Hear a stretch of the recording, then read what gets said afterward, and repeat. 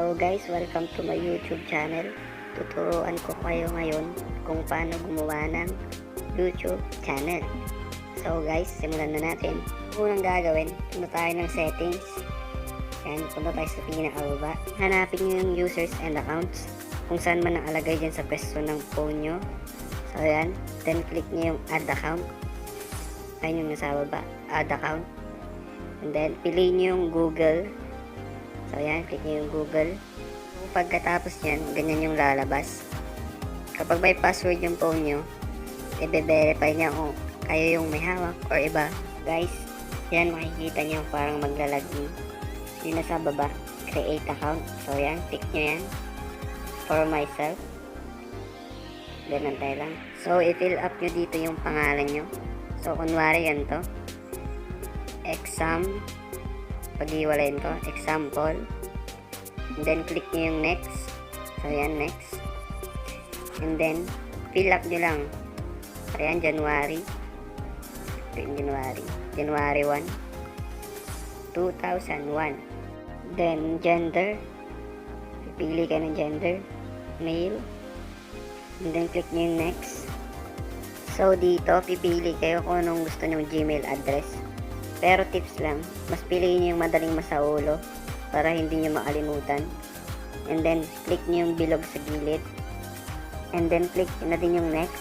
So yan, create kayo ng password. So dito, medyo maarte si Google. Kailangan mo ng may capital letter or somewhat. Kasi pag normal lang, halimbawa, maliliit yung letters, hindi niya tatanggapin. So try natin to. Example 1, capital letter yung E. So ayun nga, ayaw. Magta-try tayo ng iba. Try natin yung di ko alam 1. O yan, tignan nyo ha. Capital letter pa rin yung una.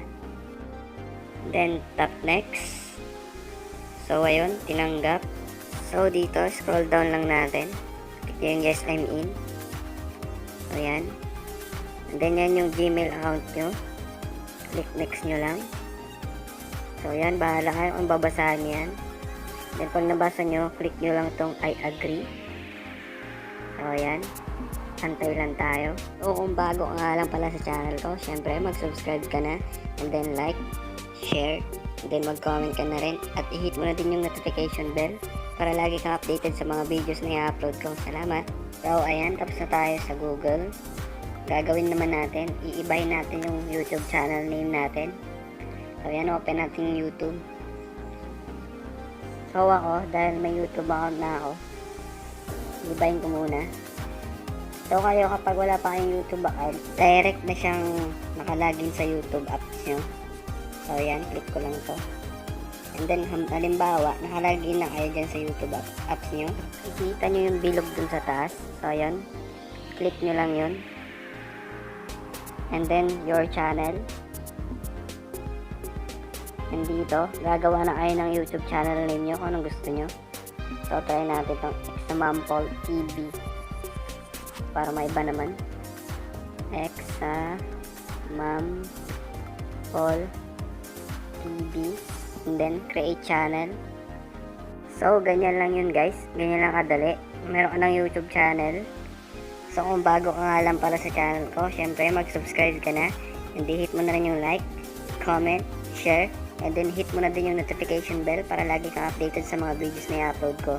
At dahil wala ka pang profile picture, gagawa ko ng video kung paano magpalit ng profile picture sa YouTube account. Kaya mag-subscribe ka na para manotif ka kapag na-upload ko na ang video na gusto mong makita.